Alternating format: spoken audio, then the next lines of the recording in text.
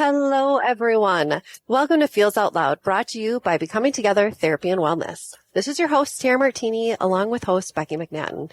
We're so glad to have you listening as we live and share stories of mental health.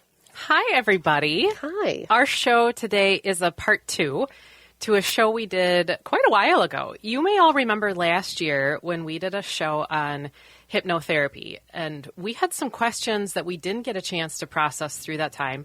So we decided to have Calvin Hedberg back again to continue our exploration of hypnotherapy as a tool to promote mental wellness. Welcome, Calvin. Hi. Welcome. Yeah. Thank you for having me back. So glad to have you back. It's been a while, but we're happy to have you here to share more. For those of our listeners who may not have heard our last show, tell us about you. Yeah. Hi. My name's Calvin Hedberg. I am a hypnotherapist, and now actually proud to say that I am part of the Becoming Together network. Family. So, You are. You're part of our group. And that's recent, joined recently, but you practice hypnotherapy. Can you remind us again, you talked about this on the last show, so some of our listeners may be remembering that, but for people who maybe didn't hear that episode, what is hypnotherapy? Yeah, of course. So hypnotherapy, again, is using, the natural state of hypnosis, which is, again, it's a natural state. It's used really to use suggestion and kind of make communication with subconscious mind to create positive change. So it's just an excellent tool to use, creates a deeper connection between you and your mind, your subconscious and your conscious, and really is just overall a good way for people to connect and to really start steering themselves towards their goals, their motivations, and overall sometimes work through some issues that they didn't know they had or that they've always tried to, correct or get to be better. So. Okay. This idea of potentially either habits, things we might be stuck in. You mentioned a connection between the conscious and subconscious. Those of us in the mental health world would say, oh, there's a connection between those, but helping people even understand that there is that connection and maybe building that. Absolutely. There's a lot going on underneath the surface. I mean, what we're actively thinking about, what is consciously on our mind is only part of the equation. There's a lot of stuff happening underneath the hood, kind of the same way that there's a whole engine underneath the car, right? There's something that's happening beyond that's even kind of pushing our conscious decisions or sometimes influencing our conscious decisions. The more we're aware of what's underneath, the more we're aware of our mind, the more we can have mastery over our mind, and the more we can use it to help ourselves. Yeah. And I think that is so important for the clients I know that have already received your services. And since you joined us, what I think is amazing is it's giving another outlet for clients to explore their therapeutic journey beyond talk therapy. And to be able to introduce them to that and hear about their experiences has been wild and amazing. So I think it's so cool that they have access to this now. Yeah, it's an incredible modality or therapy on its own, but it's sometimes even better and even more effective as a complementary modality. It can be used with a lot of other cognitive behavioral therapies, with traditional talk therapy. It's really just a deeper dive, and it can be used on its own. It can be used with others. I just think overall it's something that everyone should work on. It's something similar to meditation that people can practice on their own even and can kind of work their way towards having much more influence over the way they think, the way they see themselves, the way they talk about themselves. Self-esteem, confidence, and overall just realizing the understanding, the why, asking the why. Why do I behave this way? Why do I do these things? Yeah. And realizing that you have so much more control over your own life, over your own thoughts, and the way you behave each and every day than you could ever imagine. Yeah. Well, and of course, I would guess that you have some bias in the arena. Those of us in the mental health world have some bias that our conscious is like the tip of the iceberg. So you said there's so much more to it. This access to the subconscious, which we'll get into in the show more, that is where hypnosis lies and hypnotherapy lies, in that massive world of our subconscious. There's so much going on, and conversations within, interactions between parts of self even. So such an interesting topic here. Right now we're going to take a short commercial break, but stay tuned as we talk through hypnotherapy and ways this can help promote psychological healing and well-being. Thank you for listening to Feels Out Loud. We will be back in just a moment.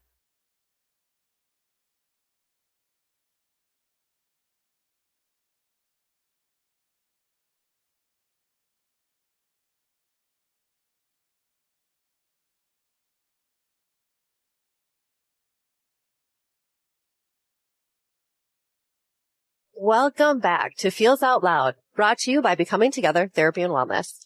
I'm Tara Martini, along with Becky McNattin. Let's dive right back into our discussion on hypnotherapy. Okay, everyone. I have to admit something. Oh, boy. Prior to our last show with Calvin, I had never participated in hypnotherapy myself.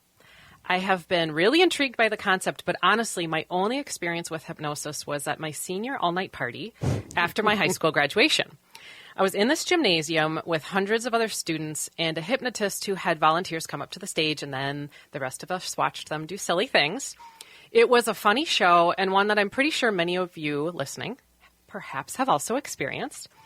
So fast forward many, many years to being in school to become a mental health clinician. I learned a ton about the subconscious. Everybody, we take whole classes as mental health clinicians about the subconscious. I learned about tools for processing subconscious thoughts and beliefs. I heard a bit about hypnotherapy, but never looked into it more.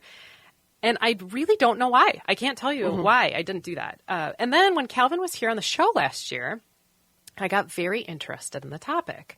I wanted to understand more about how it worked. And truly, I wanted to know what it felt like to experience it.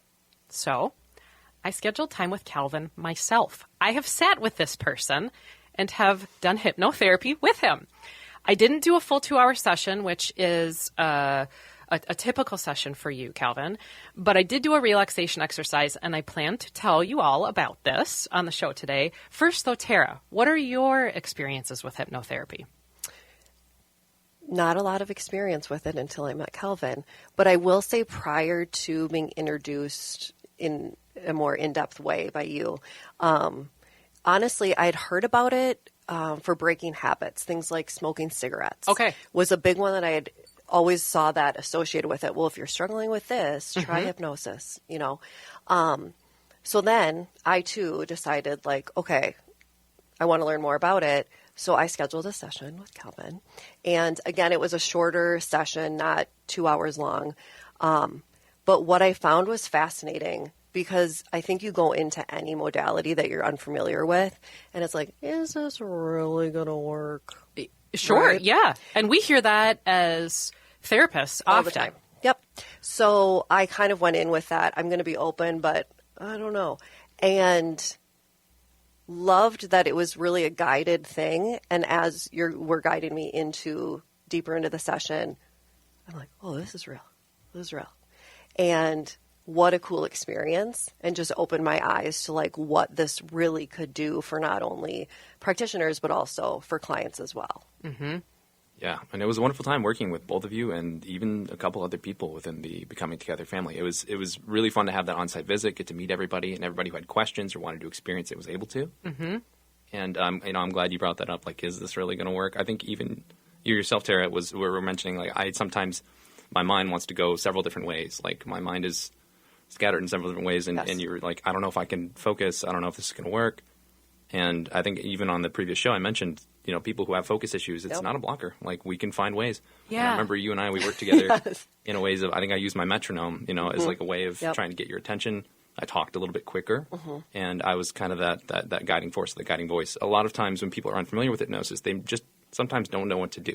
They need somebody to walk them through step by step. Yep. And that's where a practitioner or a facilitator is there to kind of explain what to expect, what to do. Sometimes it is as easy as listening to a step-by-step and letting yourself just kind of let everything else fall away and focus on what we're discussing, focusing on the suggestions we're given. Yeah. And one of your questions you asked me pretty quickly into the session, you were like, do you have ADHD or ADD? And I said, I do. And that's why I'm like nervous about how I'm going to be able to pull this off.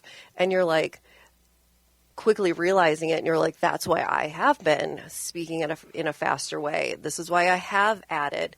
And so I bring that up, one, to show that for people who think, well, I do have attention issues, is that a block? Like you just stated, it isn't. You beautifully adapt to your patient and work with what their thing is. And I very much, with no medication needed, was able to focus in using the tools that you used to help guide my attention. Yeah, and part of why I'm having Tara and I share our experiences is because this might be new to listeners out there that we now have done it. I wanted to know what this felt like, And very much I knew I was in a different state. Yes. But I was very participatory in the experience of hypnosis. And I was engaging. I was talking. I have a difficult time, listeners, if you have not learned this about me yet, to relax or to sit still. And very fascinating that in about 30 seconds, Calvin learned about me. Should we do a relaxation exercise? And that's what I did in my hypnotherapy session. And when I say worked, that's a hard word to utilize. True.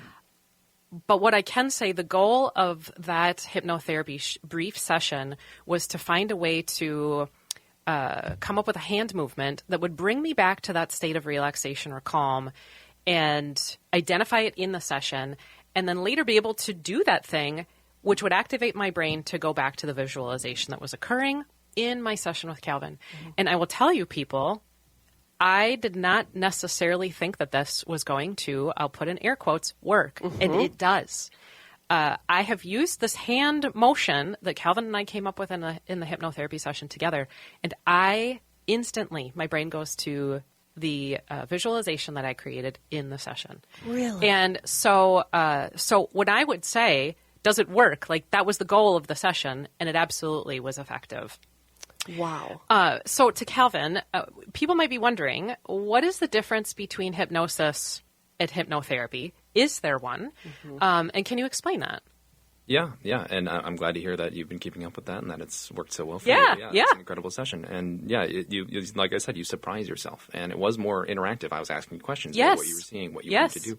But yeah, so to get to your question about what is hypnosis versus hypnotherapy, you even mentioned before, some people's first touch in with hypnosis is a stage show or something that happens at like the end of a senior year in high school. Yes. And I guess when it comes down to what is hypnosis and hypnotherapy, hypnosis can be done in a casual capacity. It can be done for entertainment.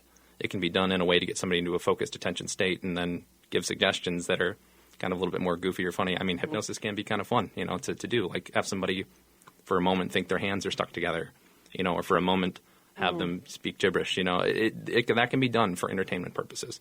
But hypnotherapy is really using this focused state of attention, this selective thinking for therapeutic means, for affecting change. Okay, got it.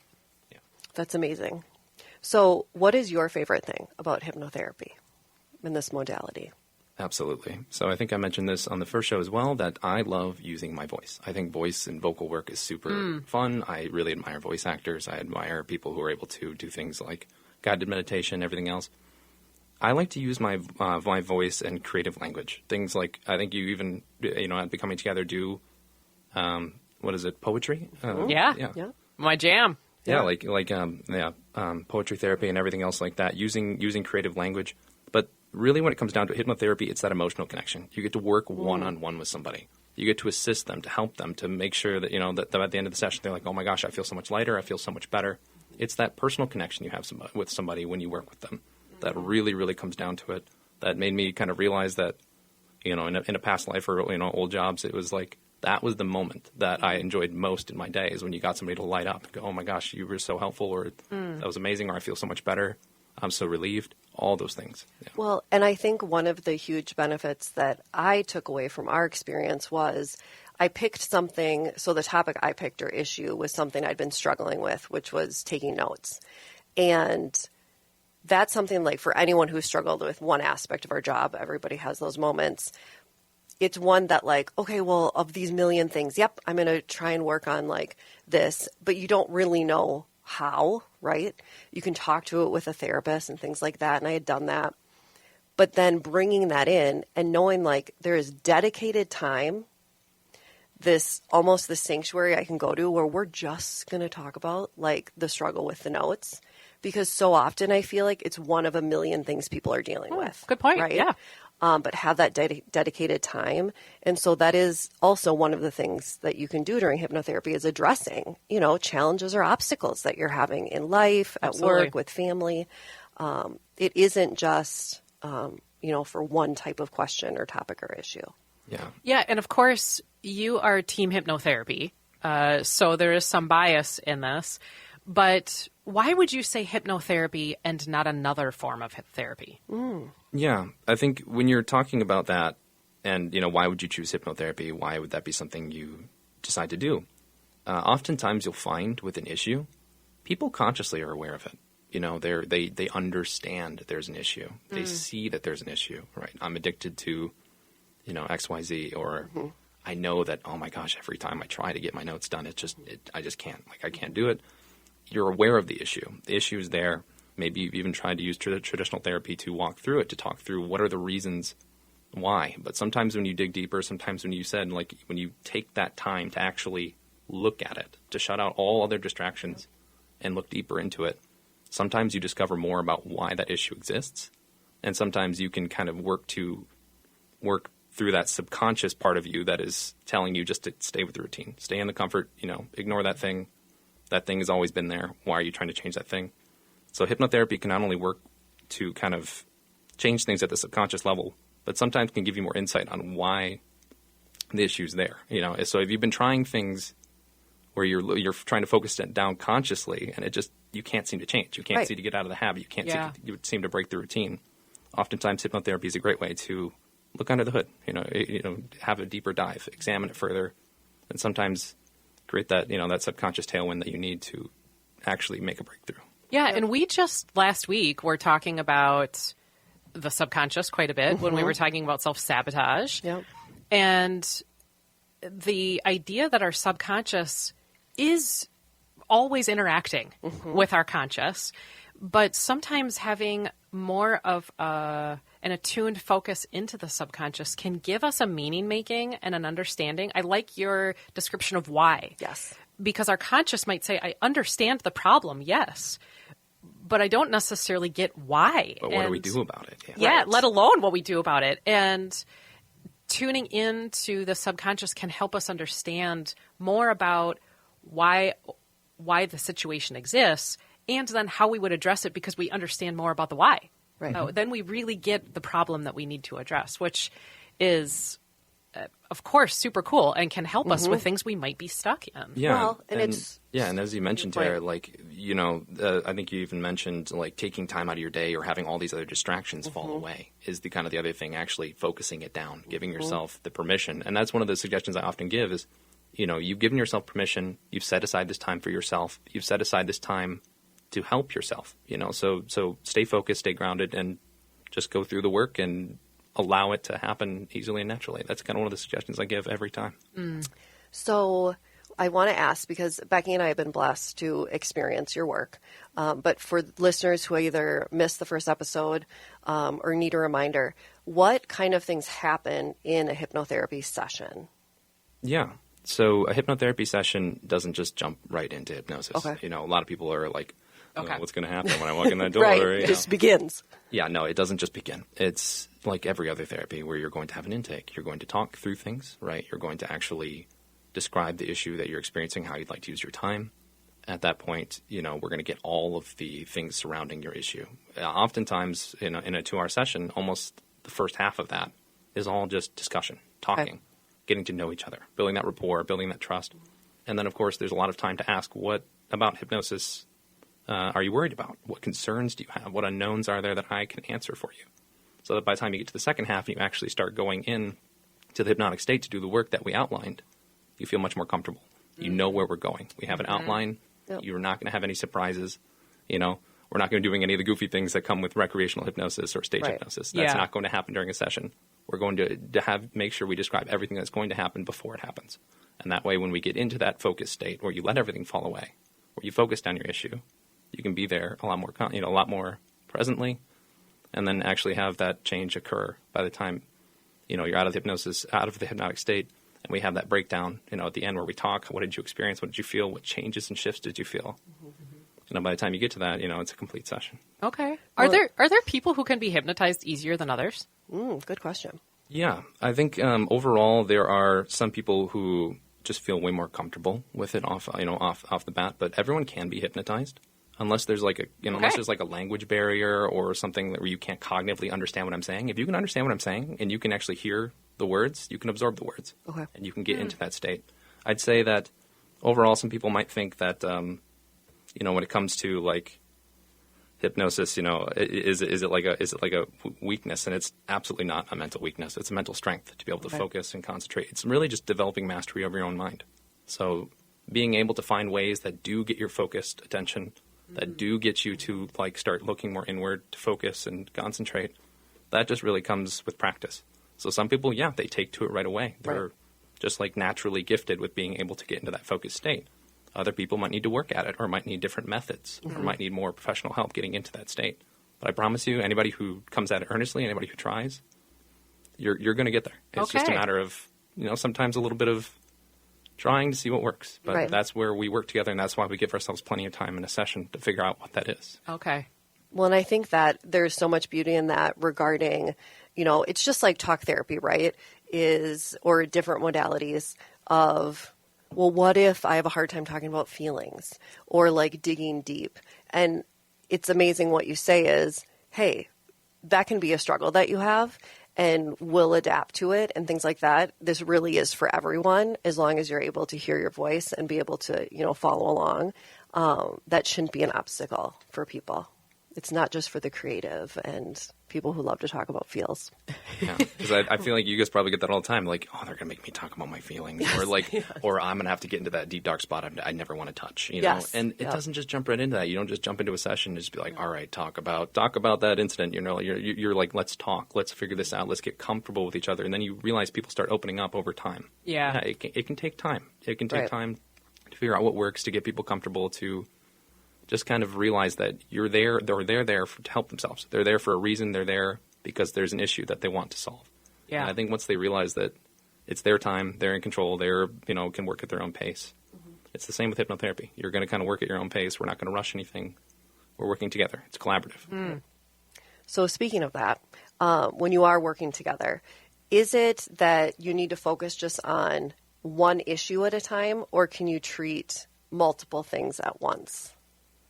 Yeah, I think this was mentioned as well in the first show, that sometimes the original issue isn't exactly what people thought. Sometimes the issues evolve. I think overall you are working on things holistically. Oftentimes the core of a lot of issues that people are experiencing, the core of what a lot of people are experiencing, is things around self-image, self-esteem, confidence, the way they think about themselves, the way they speak about themselves. Because mental law of repetition says that if you continue repeating yourself, I could never do that, or I'm a failure, or, if you keep repeating that, eventually you'll believe it. So maybe you can start thinking about, I'm going to get better, or, I'm always getting better, or I'm still learning. Those sorts of things, being kinder to yourself, will help a multitude of issues. But oftentimes you can work in things in tandem, and sometimes you'll find that things are connected. We talked about that iceberg, right? The whole thing of there's a lot happening under the subconscious. Mm-hmm. And if you, especially, that's a metaphor of a car engine, right? Sometimes a bunch of lights go on because one thing is out of whack, and it kind of has a bunch of other things or branching consequences. Yes. And all of a sudden you find the issue, you help kind of unearth that, help correct the issue, and now suddenly everything's back to normal. Everything starts falling in line. Everything starts feeling better all at once. Yeah. That makes so much sense. I think of constellation as you're talking, that sometimes understanding how pieces are connected to one another. Someone might come into a session being stuck in a certain behavior and realize that connects to self-esteem. And once they've figured that out, because they've tuned into what the subconscious is saying around self-statements, or then they know how to address it too. Well, I want to get into various life issues and how hypnotherapy might help with those. We hear often in the mental health realm about maybe specific diagnoses and or life experiences. And I want to toss a few of them at you and have you share with listeners, how might hypnotherapy respond to that? What might you use, tools or strategies? So because Tara already mentioned ADHD, let's start there. She talked about her own. Tell us how hypnotherapy might work with ADHD. Absolutely. I will say that just as a general disclaimer, make sure that, when you are working with things that are going to be a little bit more, I guess, serious, or sometimes like neurochemical or other things like that, make sure you're definitely working with, the proper licensed medical professional in that case for your diagnoses and for any sorts of ongoing treatment. Yeah, you're not the one providing those diagnoses. They're Correct. coming in with those. But like I mentioned before, hypnotherapy is a great complementary modality that can help a lot of times. And even if you just ask your current provider, hey, I was thinking about hypnotherapy. Do you think that would be a good thing for me to approach? Yes. I guarantee you, 9 times out of 10, providers are going to say, yeah, no, go for it. It's a very holistic, like I said, it's mastery of your own mind, and it's really going to help a lot. So oftentimes it'll be recommended. But when it comes to ADHD or focusing issues, one of the big things that hypnotherapy can do, as Tara experienced, is that it can get you to be a little bit more present. It can help you shut out other distractions. It can oftentimes, I think people with ADHD experience like hyperfocus, where they sometimes will get into that flow state or that zone. And sometimes it's random. They'll go down rabbit holes. They'll find things that kind of catch their fascination, and before they know it, they've spent 10 hours doing a single task, or they have, a couple minute by minute picking different tasks. Yep. If you got more mastery over where you can direct that focus, where you can direct that attention, if you start realizing when your attention is drifting or your focus, so you get more conscious awareness around that through hypnotherapy, you can control it better. And some people find that they can then put that, hyper focus on something, they can control where it goes instead of having it just be random or spontaneous. That's huge. What about anxiety? Or, anxiety is a giant umbrella. So, panic attacks could go in there, phobias. So I'm just going to say anxiety, but.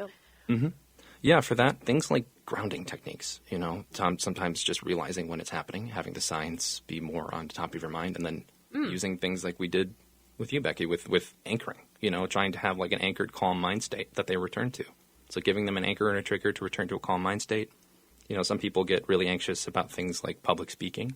Sure. Things like that. They can use an anchor for that. Or they can start having visualizations within hypnotherapy of themselves speaking confidently, fluently, not being nervous in front of a crowd.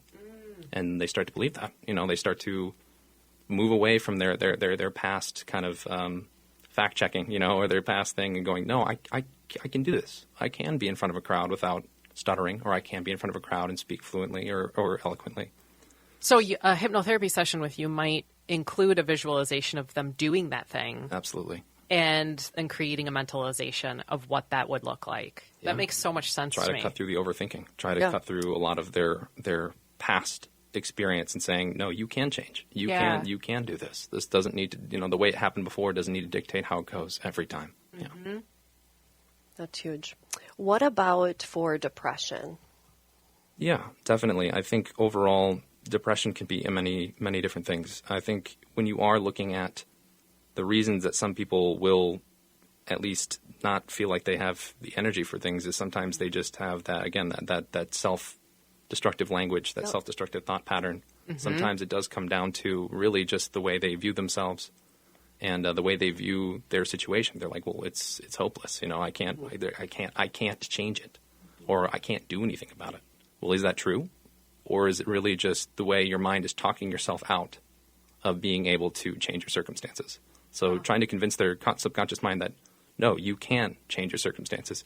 You can get up and run a mile every day. You can spend more time with this person. They're not shutting you or shutting you out. It's all, in that point, something that their mind has kind of kept them in this cycle that they don't think they can break or that they don't think they can change when they can. People's propensity for change and the elasticity of their mind is incredible. You just got to tap into it. Huh. And I think a phrase you just said that I think is important is just convincing the subconscious that for whatever it is, in that it's different than you're talking to in talk therapy, like, yes, I'm feeling depressed and I'm not motivated. How cool to have this modality then to go beyond that and look at it in a deeper way with a different lens, I think is huge. It provides hope too. Mm-hmm. Yeah. So what about chronic pain? Because I've heard about hypnotherapy and chronic pain. Although chronic pain is not a mental health diagnosis itself, it can lead to depression, anxiety, trauma. So how does hypnotherapy work with chronic pain?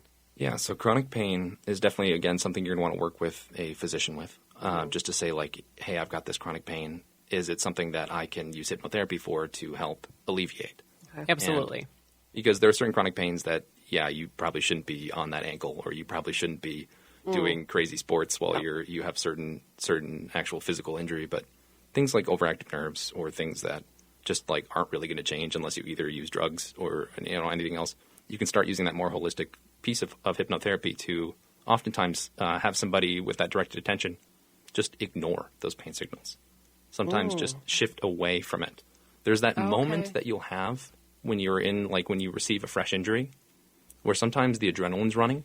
Sometimes you hadn't realized it happened yet, and you just didn't feel it for those 10 seconds. And then you look down and you go, oh, that's not good. And then you realize it, and then you start feeling the throbbing pain. You start feeling the actual pain happening.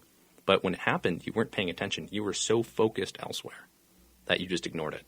And if you can tap into that with hypnotherapy, have somebody completely look at it and say, I'm just not going to pay attention to this. I'm going to make it smaller, duller, further away. Okay. And then you can do that. And then that does often comes with techniques like using mental visualization to say, all right, give the pain a characterization. Yep.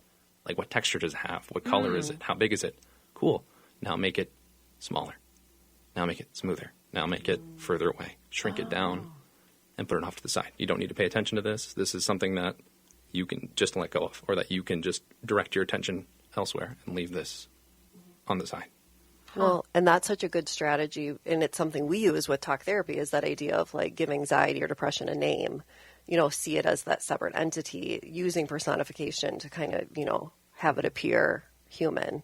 But teaching our brain the visual of that is so cool. And so cool. And on top of the idea of just a unique way to look at it, right? I guarantee if you say to someone, how are you dealing with your pain? They'll say meds or, their doctor. But what a unique perspective to look at it from the angle or lens of hypnotherapy. Yeah. And the fun part about giving things names, right? There's even a modality that we work with called parts. And I think I mentioned this in the previous show, but parts is something where, you can start realizing that inside of you are many different, I think we mentioned before, lenses or perspectives, or sometimes the inner critic that sometimes people are kind of putting themselves down or having this part of them. So sometimes, personifying these parts and kind of giving them a name, sometimes helping transform that name to something kinder, making that inner critic more of a friend, more of an internal voice that's cheering you on than putting you down. Same thing with that. You can kind of give these different parts of your mental more or less power, depending on how much stake you want to give it. Yeah. Wow. And maybe I'm just thinking about in a hypnotherapy session, you could have parts dialoguing with one another. So cool. That perhaps then someone is becoming more aware of the subconscious community that does exist, these voices that are all contributing to wanting to protect them, as we talked about in the show of the subconscious. That's really the aim, is to keep you safe and to protect you from hurt. And so how are these parts interacting with one another, giving them not only a role and maybe an appearance, but what they're saying to one another? I would guess that for things like substance use, habits, you probably use parts. Yeah. Or you could frequently. Very much so. Yeah, you could say there's this whole idea of secondary benefits, or, what is this part trying to do for me? And, it's all parts of the whole, right? When we're talking about parts, we're just talking about different lenses our mind kind of thinks through. We're all still part of one whole. It's not anything that some people might confuse that or have confused that before with things like dissociative identity or multiple personality. But it's more like, how do we view ourselves? How is this internal conflict solved within our mind?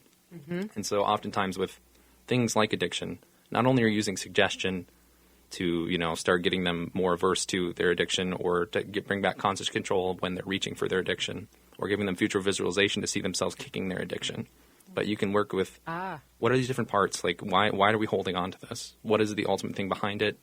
One part of our mind might be like, well, this brings us comfort. We need to do this. Otherwise, we're going to lose it. We need this comfort. Yep. And then another part of our body is like, or another part of our mind is like, well, this is holding us back. This is expensive, or this is harmful to us. We need to do this. And you got to start reasoning sometimes with these parts of your mind to say, okay, we need to think about this. Is this really bringing us comfort? Is this really what we need? Is this really helping us? Or is there a way we can change, or is there a way we can compromise? Well, and it's almost the idea that or the concept you just said is, if you look at it from an addiction standpoint, it's quieting the parts of you, that are saying, well, I need it. It's comfort. And then increasing the volume in the part that's saying, but this isn't good for you, and this causes us this. Just a really important part of what you do. So what about relational conflict? That's also not a diagnosis, but I would imagine that hypnotherapy could help with this too. For sure. Yeah. So there's a whole thing that I've always seen and heard is that a relationship can be repaired or a relationship can be healed if one person decides to reach out. Like sometimes it does just take one person looking at it from a different way or looking at it critically and thinking about, okay, what can I do to be a better partner? Or what can I do to kind of better communicate? Because sometimes I think we've all known that when it comes to relationships, communication is just so big. Mm-hmm. We hear the word communication all the time. Yeah, we do. Yeah, so when it comes to that, maybe you can look internally and say, what is preventing me from communicating? Or what is preventing me from reaching out? Or what is preventing me from being honest with my partner? And that can be parts, or that can even work with another modality called regression, which we've mentioned before, which can look back at previous events and how previous events have shaped how we view ourselves, how we behave, what sorts of decisions we make, what beliefs we've concluded about ourselves. Yeah. So maybe you're not sharing with your partner because you're like, I don't deserve it. Like maybe you concluded yourself that I'm not worthy or I don't deserve it, or this is just who I am. Mm-hmm. Or you can't be trusted. Yeah. Things like that I would guess relational conflict or relational issues, someone might become more aware of what's activated in them. That is up for exploration in how am I showing up in relationship with other people, and then how are those life experiences shaping this moment right now? Mm-hmm. Yeah, the why. Yeah. So can hypnotherapy ever go wrong? Actually, there's the whole thing with, is hypnotherapy safe? And overall, what I'm happy to report is that hypnotherapy is actually incredibly safe and is really not known to cause any lasting harm. It's the reason why your providers be so quickly to be like, yeah, go for it. Sure. Give it a go. It's much more skill building and tool building than potential risks. Yeah, it's mind mastery. Everything that's happening in hypnotherapy is the power of your own mind. It's inside out. Whatever change is happening, whatever thing you're experiencing, it's your own mind. It's not somebody doing something to you. It's not somebody controlling you. The only way it can really go wrong, and this is just the natural byproduct of any therapy. Sometimes there can be high emotion, right? Sometimes there can be strong emotions that surface. Certainly. Sometimes in the moment, if somebody's really focused and a painful memory comes back, they can be a little bit absorbed in that. But the biggest thing is that you're always giving suggestions that you're safe, that you're comfortable, the danger is past. You create a safe arena. You ensure them that they're safe. You ensure them that, anything that comes up we're going to deal with. And it's just being there with your client, being there with the person you're across from and saying, like, we're going to get through this together. You're going to experience this, but this is part of change. It's kind of sometimes tapping into these things. So you can get what's called an abreaction, which is basically just an unexpected reaction to a suggestion, or sometimes like a high emotional outburst. And that is really as bad as it'll get with hypnotherapy. And that's where you ensure that they're in a safe place. Yeah. At home on a video call or in a calm, safe office working with you. And then you just deal with it as it comes up. And if you ever need to, you can always simply end the session, bring them back up, have them come back to conscious awareness and realize that this was all just their own mind and this was all just something that they can recover from. And you can go back and try again. Yeah. Well, and also looking at it from the lens of bringing up the big feels isn't necessarily a bad thing. No. Right? No. Because you're doing it in a safe environment and they have you to guide you and kind of bring you back. So yeah, and people can always exit the hypnotic state. You can't really get stuck. Some people, that is even a misconception. Can I get stuck in hypnosis? Sure. You absolutely cannot. You will be able to come back up. The only time you're going to get stuck in hypnosis is if you're in such a relaxed, comfortable state that you don't want to come up. In that case, sometimes you just need to give them some time. To slowly come up. But in the case that somebody feels uncomfortable or wants to come up, you can come up so quickly. Yeah, and I would guess that for people who are doing hypnotherapy alongside other forms of therapy, like talk therapy, and they have an ongoing therapist, hypnotherapy would give some beautiful content to process whatever is discussed or realized or actualized, even visualized in a hypnotherapy session, that someone could take that to their therapist and say, I want to integrate this. Now I've learned some things about myself. Right. I want to integrate this. So much to think about here. We're headed to a commercial break, everyone. But when we come back, we're going to talk through questions from you all, our listeners. Feels Out Loud will process your thoughts in just a moment.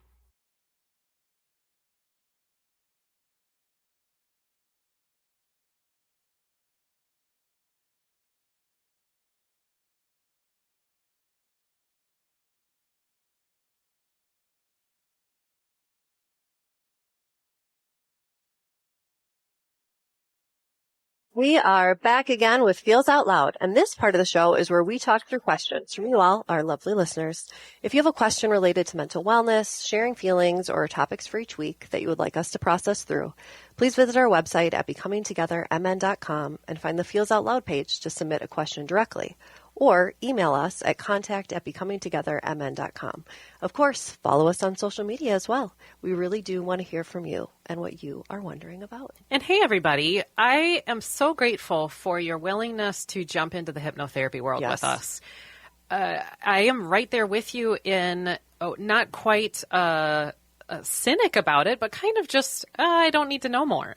And so thank you for sharing your thoughts, your questions. We had several, Tara, as you know. And I think there were several people who were wondering, what does hypnosis feel like? Which is a great question. You haven't had it before. So, hey, Calvin, what would you say? What does it feel like? Yeah, one of the biggest kind of telltale signs of hypnosis is a little bit of dissociation. There's oftentimes just kind of shutting out other things that aren't part of the directed focus or the directed attention. So things like, your body might feel heavier, further away, a little lighter, sometimes not paying attention to the surface you're sitting on. Other times there can be some mental changes too, where you realize that, oh, wow, I didn't have as many passing thoughts, or I wasn't thinking about the things that are normally running through my mind.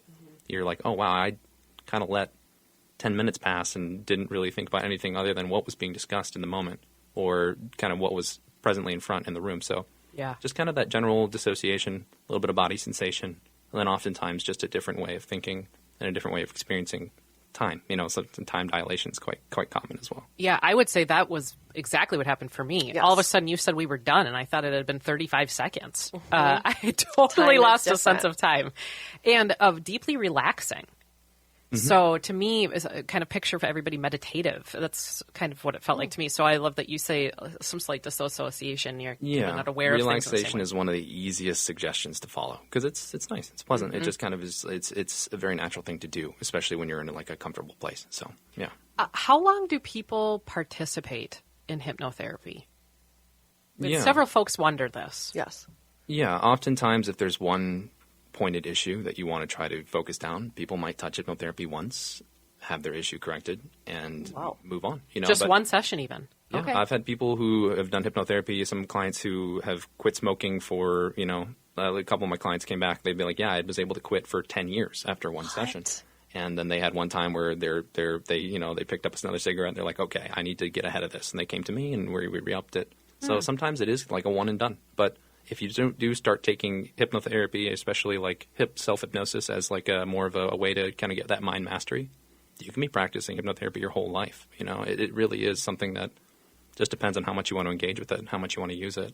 In terms of like, I think we even mentioned this on the first show, was like 1 to 4 sessions is generally the most common for an individual issue. And if stuff branches out after that, we can continue doing more sessions to kind of help focus more on new issues that pop up or new issues that you're like, oh, well, we were able to fix that first one. What about this one? And then we move on from there. Wow, what a powerful modality for people when you just gave the smoking example. That's huge and can change people's lives. Yeah. Yeah, and I would say it makes sense that if in a hypnotherapy session someone understands now a different issue in a deeper way, they want to schedule some sessions around that. I want to toss out there, people could schedule with you, Calvin. Absolutely. They can reach out via Becoming Together's website. They can see your bio on the website. But people can email you from there. They can also contact our office. If you're thinking about trying it, I definitely encourage people to try it. Yes. Tara's nodding her head too. Be willing to try it and see if this modality could work for you. Yeah, and we just had some beginner classes, and we're going to be having more classes hopefully pop up in the future. Yes, so look for those, everybody, too. Thank you for listening this morning. We're at the end of our show already. Join us next week as we process more mental health-focused topics. And in the week ahead, be kind to yourself. Remember that connection fosters wellness, and your voice is one that the world around you needs to hear. Share yourselves, friends.